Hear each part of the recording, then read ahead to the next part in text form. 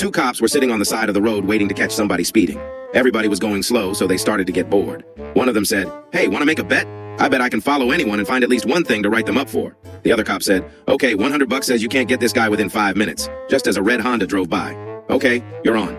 "I've done this countless times," the first cop replied. The cops then pulled out and started following the red Honda. They watched as it cruised up to a stop sign, came to a perfect stop, and made a right turn flawlessly. They kept following him closely, but couldn't even catch him going 1 mile per hour over the speed limit. The cop was getting frustrated. "Watch, any minute now he's going to slip up," he said. After a few more minutes of following him, the cop only had 30 seconds left before he lost his bet. Desperate, he pulled out his taser and shot it right next to the car to try and scare him. They watched as the car stayed completely straight. The timer ran out and the cop was in shock. He turned his lights on and pulled the guy over. He walked up to the guy's window and said, "Sir, we've been following you, and I just want to say you are an amazing driver. We couldn't find anything to pull you over for." The guy in the car replied, "Well, thanks, officer. Gotta be careful when you're drunk."